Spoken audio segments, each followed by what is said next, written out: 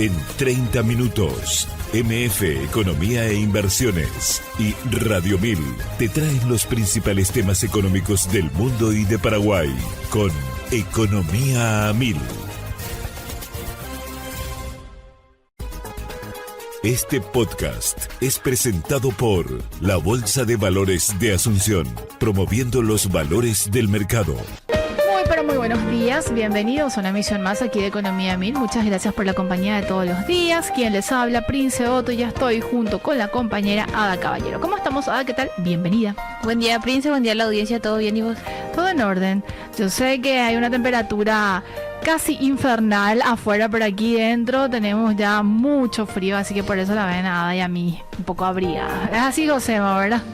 Un cambio brutal de temperatura entre la salida y la entrada, pero bueno, eso es entre paréntesis.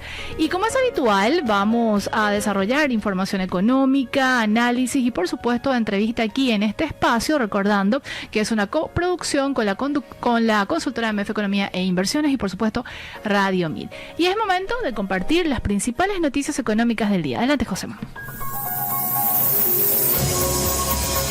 MF Economía e Inversiones presenta las principales noticias económicas de Paraguay y el mundo.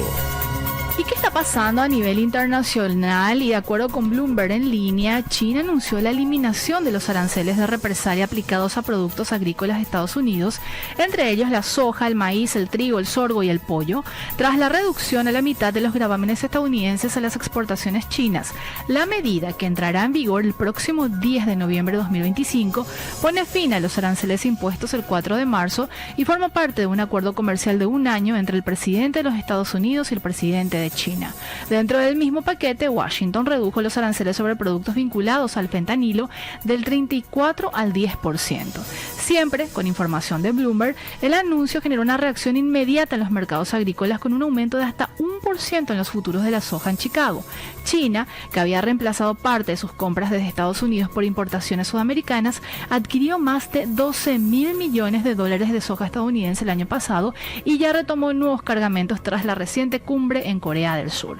No obstante, la soja continuará enfrentando un derecho de importación del 13% y el trigo uno del 15%, mientras que el arancel general del 24% sobre productos estadounidenses quedará suspendido durante un año.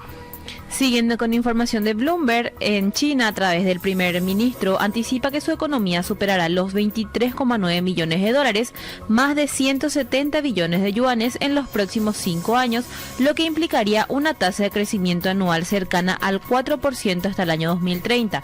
El anuncio se realizó durante la Exposición Internacional de Importaciones de China, celebrada en Shanghái. El objetivo refuerza el propósito de Pekín por impulsar la demanda interna y aumentar el consumo entre sus 1.400 millones de habitantes como motor clave del crecimiento, mientras se enfrenta a retos como la deflación y la necesidad de mejorar la calidad de su expansión económica. Medios internacionales dan cuenta que el secretario del Tesoro de Estados Unidos, Scott Bessent, afirmó que el país dispone de muchas opciones para aplicar aranceles si la Corte Suprema falla contra el presidente Donald Trump, en el caso que evaluará su uso de la Ley de Poderes Económicos de Emergencia Internacional. El funcionario expresó confianza en un resultado favorable, pero mencionó alternativas como la sección 232 de la Ley de Expansión Comercial de 1962 y la sección 301 de la Ley de Comercio de 1974. Bessent destacó que justamente este poder ofrece la mayor autoridad de negociación para el presidente, aunque las otras opciones son más complejas. También valoró la reciente reunión entre el presidente de Estados Unidos y su homólogo chino, donde ambos líderes acordaron reducir los aranceles más elevados y adelantó que en 2026 se prevén visitas de Estado en Beijing y en Estados Unidos. De acuerdo con Reuters, la economía de la zona euro creció en octubre de 2025 al ritmo más rápido en más de 2 años, impulsada por el sector de servicios y una mejora en la demanda. El índice compuesto de gerentes de compra subió a 52,5 puntos desde 51,2 en septiembre, marcando el 10º mes consecutivo de expansión y su nivel más alto en 29 meses. Los nuevos pedidos aumentaron al mayor ritmo en 2 años y medio, mientras las actividades del sector servicios alcanzó un máximo de 17 meses con 53 puntos, pese al estancamiento en la industria manufacturera. Entre las principales economías del bloque, España lideró con un PMI de 56, seguida por Irlanda, Alemania e Italia, mientras Francia fue la única en contracción con 47,7 puntos, su nivel más bajo en 8 meses. El empleo en el conjunto de la zona euro creció al ritmo más rápido en 16 meses, gracias al aumento de la contratación en los servicios, aunque el sector industrial continuó reduciendo puestos de trabajo. Y hacemos un pequeño paréntesis porque es momento también, Ada, de retomar esto que habíamos dicho ayer sobre el concepto económico, y antes de irnos al corte, vamos a compartir esto que yo me comprometí que íbamos a desarrollar sobre la diferencia entre ahorro e inversión, porque muchas veces se tiende incluso a confundir, pero hay una diferencia. En economía, el ahorro y la inversión son conceptos estrechamente vinculados, pero con finalidades distintas. El ahorro consiste en reservar una parte del ingreso actual para usarla en el futuro. Implica renunciar al consumo presente y mantener el dinero en un lugar seguro, como una cuenta bancaria, efectivo o depósito, generalmente con bajo riesgo y rendimiento limitado. La inversión, por su parte, busca incrementar el valor del dinero al destinarlo a activos o proyectos que generen una ganancia futura. Invertir supone asumir riesgos a cambio de una posible rentabilidad, ya que los resultados dependen de factores como el desempeño de los mercados o la viabilidad del proyecto.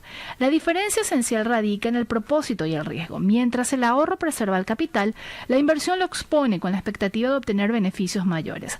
En términos económicos, optar solo por ahorrar puede implicar renunciar a oportunidades de crecimiento financiero, aunque la inversión, si bien puede generar ganancias, también conlleva la posibilidad de pérdidas.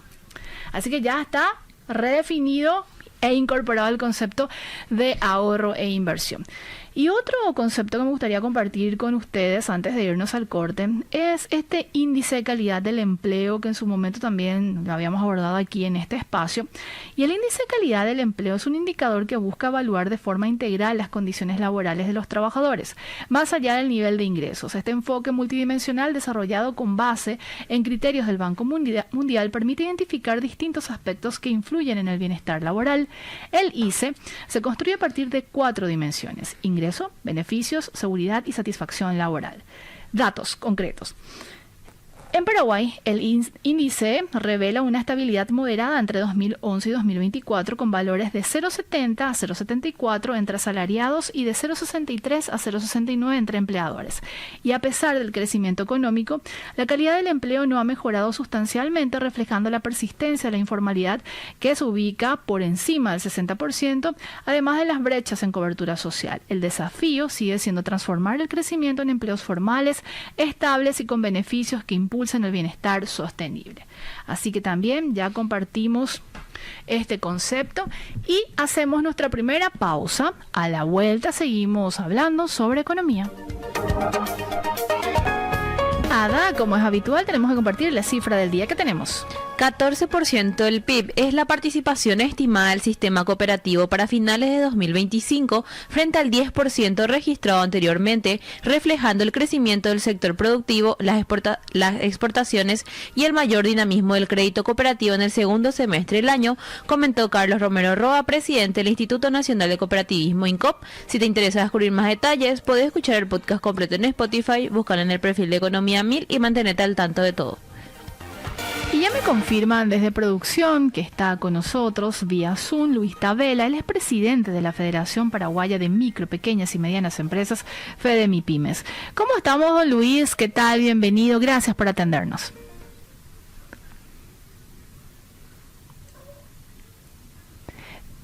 Tu micrófono, por favor, don Luis, para mejor. Ahí estamos ajustando la parte técnica. Ahí nos copias. Ahí, don Luis. Copiado, clarísimo. Así que muchas gracias. ¿Cómo estamos, don Luis? ¿Qué tal? Bien, súper bien, todo bien, por supuesto. Un gran saludo para vos. Gracias, don Luis. Estamos teniendo esta conversación, o mejor dicho, este contacto contigo, don Luis, porque queremos hacer una suerte de actualización de cómo está yendo el sector de las MIPYMES en lo que va de este año y ya con perspectivas para el cierre 2025.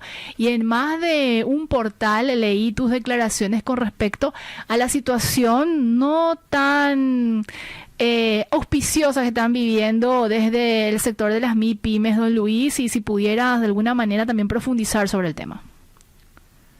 Sí, mira, así como había dicho, tenemos la macroeconomía que como país es brillante. Sí. Evidentemente vamos a crecer casi al 5%, dicen que tenemos una inflación del 4%, lo cual no es muy real, ¿verdad?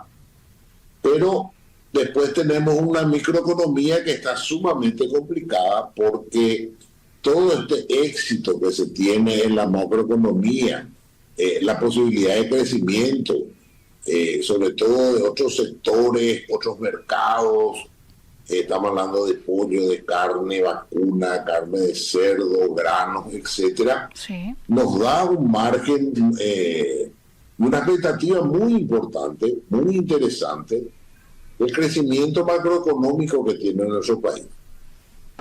Pero después tenemos el otro país que está conformado por la microeconomía, la que mueve el consumo, el sector MIPYMES, ¿verdad? El sector MIPYMES lo conforma el 98% de las empresas, y la macroeconomía, como yo siempre digo, debe ser el 1% de ese 2% de empresas que lo conforman, ¿verdad? Y cuando el sector MIPYMES, sobre todo el sector de la micro y pequeña empresa, tienen problemas de consumo, baja la economía, automáticamente existen los problemas, ¿verdad? Entonces, hoy nosotros tenemos una economía que arrancó luego no muy bien, allá el primer trimestre del año. Todos pensamos que el primer semestre iba a mejorar, no mejoró, incluso podríamos decir que octubre fue un mes donde la venta bajó mucho más aún, y vamos a ver qué es lo que ocurre entre noviembre y diciembre. En teoría, diciembre tiene que ser luego un mes bueno porque tenemos la inyección de aguinaldo. Sí. Pero con un mes bueno, vos como empresa no haces absolutamente nada cuando tuviste 10 o 11 meses donde facturaste menos, ¿verdad? Yo calculo que entre un 20 y un 30% menos de facturación existe. Incluso algunos datos que había leído, que el sector del supermercado tuvo casi un 6% menos de facturación con respecto al año pasado. Y si nosotros tenemos que hacer un cálculo, básicamente hoy el uso de las tarjetas de crédito aumentó exponencialmente. Estos son datos del sector financiero. Y esto también es producto porque a partir del 10 o el 15 el dinero no te alcanza y vos tenés que tarjetear, ¿verdad? Claro. Pero ¿cuál es la consecuencia de esto? No digo que sean todos los casos, pero sí yo creo que va a ser en salarios de 5 millones para abajo, que va a haber la dificultad de poder pagar estas tarjetas que a la vez te van a generar unos intereses importantes que evidentemente van a beneficiar al sector financiero, pero van a perjudicar al consumidor, ¿verdad?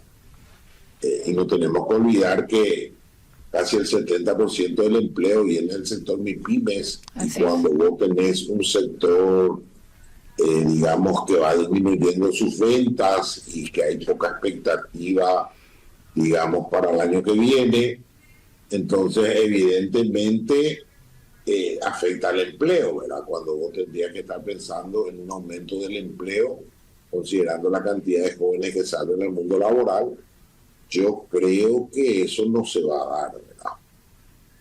Don Luis, ¿qué hace una micro, pequeña empresa, sobre todo en un escenario complicado como el que se está viendo y que los números avalan no solamente a modo de temperatura general, sino hay un resentimiento tal como lo estás mencionando. ¿Qué hace? ¿Qué alternativas tiene esta ley de actualización de MIPYMES y la posterior tardía reglamentación? ¿Está ayudando, no está ayudando? ¿Qué se hace en este caso desde el propio sector de MIPYMES? Y bueno, si hay un acompañamiento ciertamente también del sector público.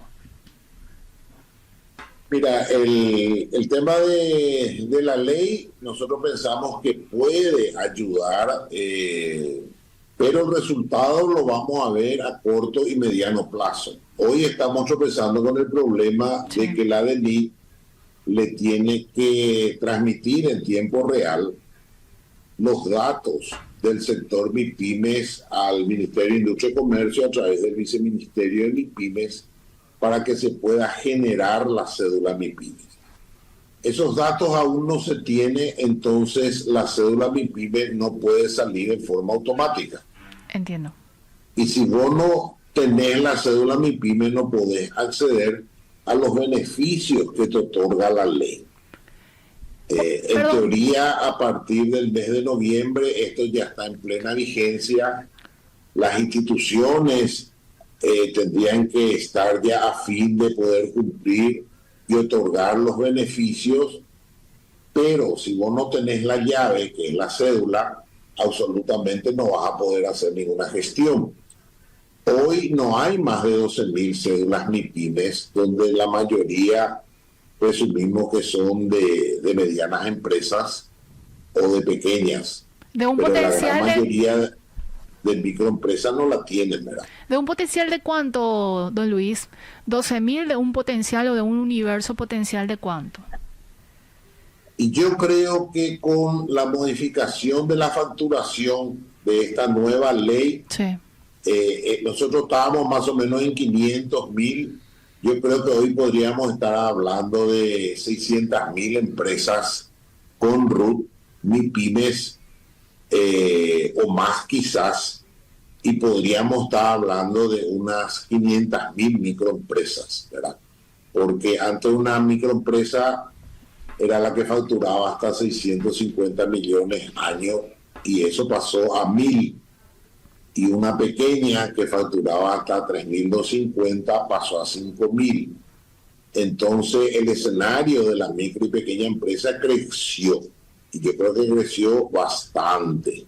Entonces creo que estamos hablando de los beneficiados o los posibles beneficiados con esta ley pueden ser más o menos 500.000 empresas que ya tienen RUT, y un montón de empresas que son más o menos 700.000 que no cuentan con RUT y pueden ser beneficiados porque los primeros 3 años van a tener beneficios a un costo cero en muchas cosas, lo cual le va a dar una ventaja competitiva, ¿verdad? Entonces creo que eso es fundamental. Por eso es que instamos a la DENIT a que le pase los datos al Viceministerio de MIPYMES para que después de 9 meses más 2 meses otra vez de periodo, digamos, de adecuación, son 11 meses, prácticamente un año, podamos decir, está en vigencia la nueva cédula MIPYME y la podés utilizar. Claro. Don Luis, mencionabas de todo este plazo que de alguna manera debió de servir para reacomodar lo que establece la normativa. ¿Se tiene en ese sentido un cierto atraso considerando que el límite o al menos el calendario para la implementación de esta trazabilidad y buen intercambio y demás de datos debía iniciarse en noviembre? ¿Cómo lo están viendo ustedes también? ¿Estamos todavía o están todavía dentro del límite o ya van atrasados? No, nosotros salimos del límite porque lo ideal hubiese sido que en los 2 periodos de adecuación, que fueron octubre y noviembre, la transmisión de datos ya se hubiese hecho y el Viceministerio de MIPYME hubiese estado probando ya la plataforma para que todas estas empresas micro, pequeñas y también medianas pero sobre todo la micro y pequeña, que son los que van a estar beneficiados con la nueva ley, puedan acceder a esto y empezar a hacer las gestiones, ¿verdad? Claro. Empezar a hacer las gestiones. En este momento no sé cómo está eso, pero la última información, hasta la semana pasada, que todavía no se podía otorgar en forma automática la cédula. Sí. Entonces vos lo tenés que hacer con el sistema que ya existía, que es un sistema, digamos, muy lento, y tenés que ser casi un físico nuclear para poder acceder, que es a través del sistema SUACE. Entonces es medio complicado. Claro. Lo ideal es que sea automático y todos estos datos, que son datos, digamos, que no dicen nada, ningún secreto, dicen de que la empresa A es una microempresa porque está su facturación dentro de 0 y 1.000 millones y su RUT es tanto y su dirección es tal lugar y se dedica a su empresa a la metalúrgica, por ejemplo. Sí. Son datos básicos, Claro. no son datos que serían secretos de Estado, ¿verdad? Aparte, hoy nuestros datos están por todos lados, porque vos querés quitar un crédito, tenés que presentar todos tus datos, en la aduana todos tus datos, en los bancos todos los años todos tus datos, en CEPRELAC todos tus datos. O sea, hoy tus datos están por todos lados, ¿verdad? Esa es la realidad. Vos querés quitar un crédito, tenés que presentar todos tus datos. Los datos nuestros realmente están por todos lados, por esa razón cualquiera nos llama a ofrecernos cualquier cosa y siempre nos decimos, y bueno, ¿y cómo consiguió mi número? ¿Cómo consiguió mi correo? Y bueno, es porque es abierto, no hay una protección de datos personales en nuestro país, esa es la realidad, ¿verdad? Así mismo. Don Luis, con esta actualización de la ley de MIPYMES y lo que siempre se cataloga al sector MIPYMES, micro, pequeñas y medianas empresas, sobre todo a las micro que les cuesta formalizarse, ¿se va de alguna manera a facilitar este proceso? Bueno, haciendo un paréntesis de la cédula de MIPYMES, pero dentro de lo que contempla la normativa en general, ¿se busca o se va a buscar y va a servir o esperan que sirva esta normativa que empuje justamente a las micro a formalizarse? Mira, como siempre decimos, esta ley no es la solución definitiva de todos los problemas que tiene el sector. Cierto. Pero es un comienzo. Vamos a suponer de que haya, no sé, por decirte 500.000 microempresas que tienen luego RUT, pero que haya 200.000 o 300.000 que no tengan patente comercial, o que sean del sector de alimentos y no tienen las certificaciones. Entonces, parte de esta van a poder acceder a estas certificaciones o a esta patente, o van a poder realizar un contrato laboral pagando el 80% del salario y poder inscribirle en la seguridad social. Va a ser paulatino, ¿verdad? Va a ser paulatino, porque la idea un poco de la ley es que todos estos beneficios sirva para por lo menos 6 años. Pero se consiguió 3, lo cual es importante. Claro.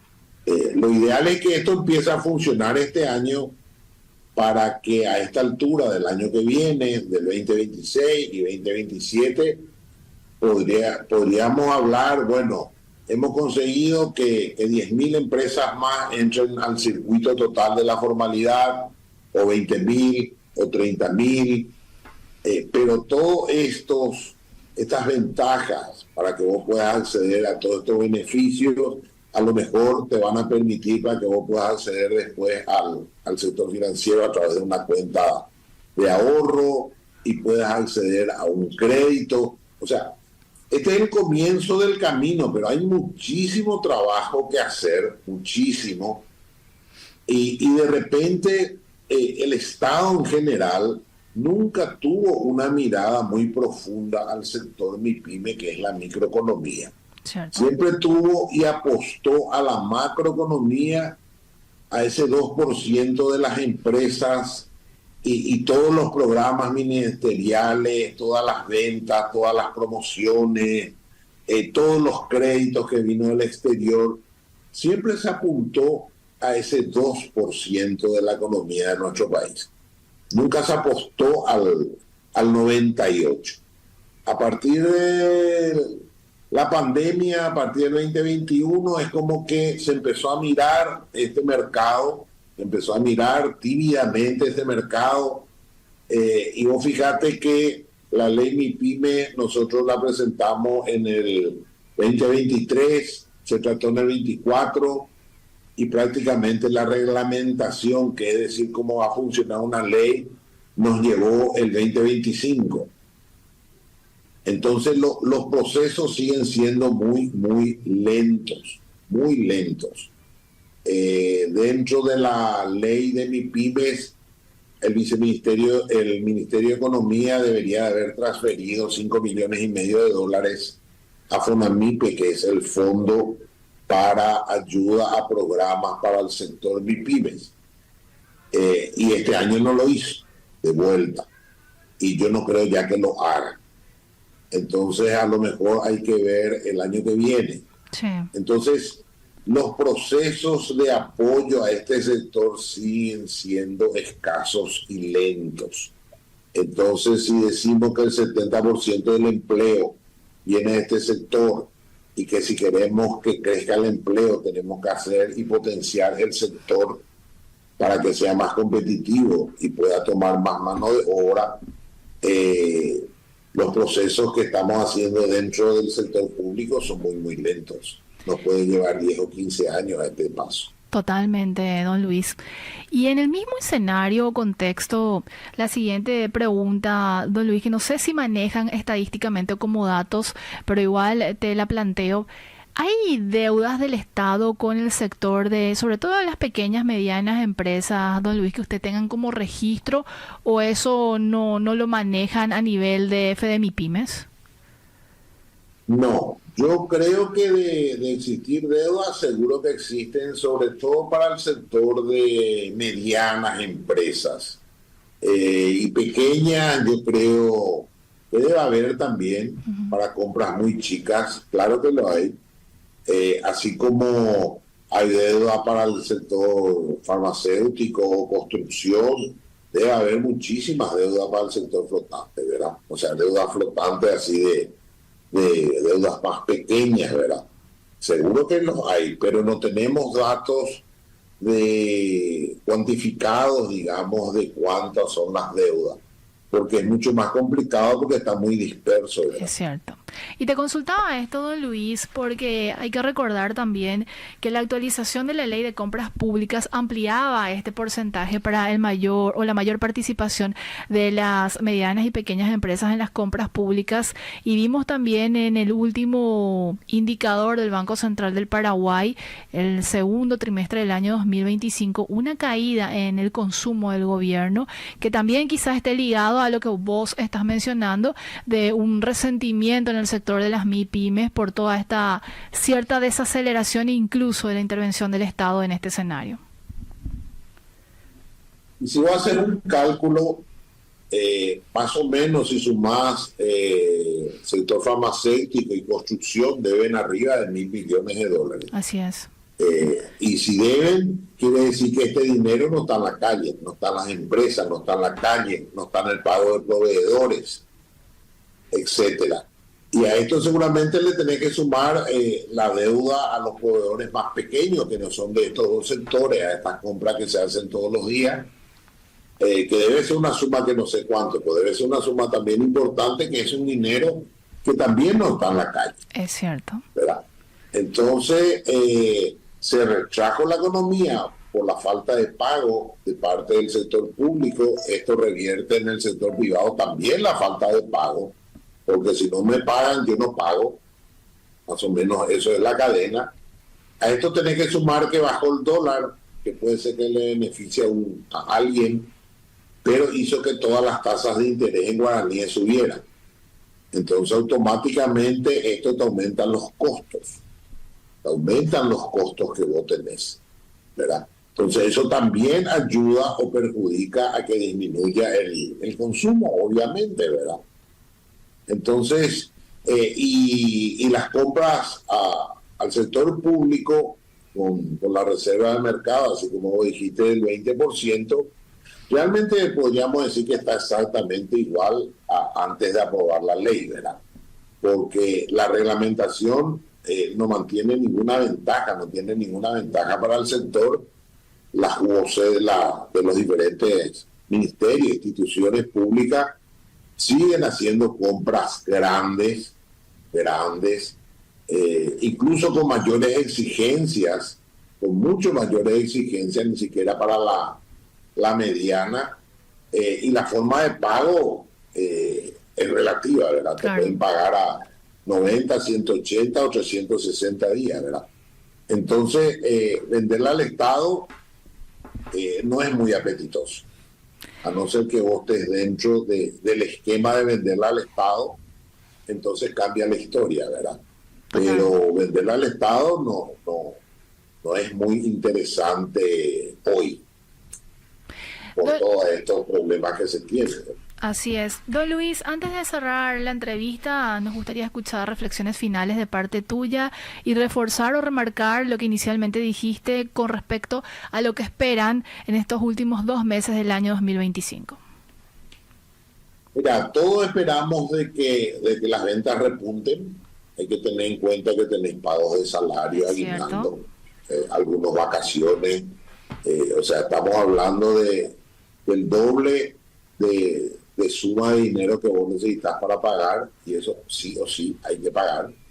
Entonces espero que se revierta la economía. Evidentemente con el pago aguinaldo se va a mover, sobre todo el sector público. Yo creo que el sector público debería empezar a pagar su aguinaldo ya este mes, lo más rápido posible, para dinamizar la economía. Pero no creo tampoco que se mueva demasiado. Quizás algunos sectores como alimentos, ¿verdad? En el tema de regalos quizás se mueva un poco, textil se mueva un poco más, ¿verdad? Pero ya yo creo que podríamos considerar que este es un año de menor facturación con respecto al 24, y el 24 no fue un buen año tampoco, tenemos que decir, ¿verdad? Claro.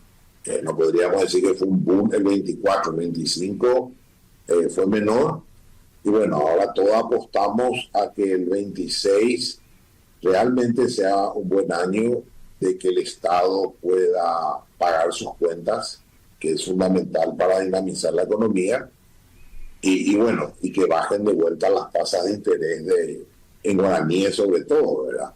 Así porque es. Hoy los únicos beneficiados son los que venden autos. Esos son los únicos beneficiados, ¿verdad? Y las únicas tasas de interés bajas que hay en el mercado es por compra de autos.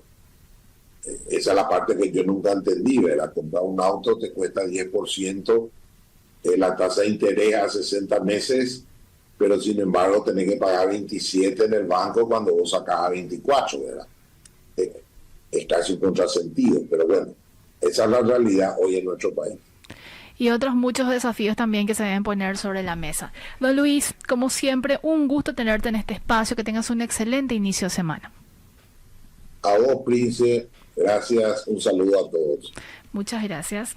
Estuvimos con Luis Tabela, presidente de la Federación Paraguaya de Micro, Pequeñas y Medianas Empresas, FEDEMIPYMES. Tenemos que hacer una pausa y a la vuelta seguimos con más Economía Mil. En Economía al Oído, Manuel Ferreira analiza los temas que marcan la economía global, regional y de Paraguay, con una mirada crítica y enfoque claro. Y si buscas noticias y voces claves del ámbito económico nacional, escucha también el podcast Economía Mil, el espacio de entrevistas y actualidad. 2 miradas, una misma fuente. MF Economía e Inversiones. Gracias por la compañía de todos los días. Es momento de compartir información económica de lo que está pasando justamente en la región, y en ese sentido Ámbito.com da cuenta que el Banco Central de la República Argentina lanzó una nueva herramienta para facilitar el acceso a la información de los exportadores de bienes como parte de su proceso de modernización y simplificación administrativa. El módulo permite consultar de forma directa los datos del sistema de seguimiento de cobros de exportaciones a través del servicio BCRA, Seguimientos de Comercio Exterior, disponible en la plataforma de ARCA. Las exportaciones podrán verificar el estado de sus permisos de embarque, identificar certificaciones cumplidas o pendientes y descargar los resultados fácilmente. Más información. De acuerdo con Bloomberg, el agro argentino vuelve a cobrar protagonismo en el cierre de 2025 con la cosecha de trigo como principal fuente potencial de divisas, aunque el tipo de cambio oficial se mantiene apenas un 2% por debajo del techo de la banda cambiaria. El flujo de ingresos podría verse limitado por las ventas anticipadas y liquidaciones adelantadas realizadas en septiembre tras la suspensión temporal de retenciones.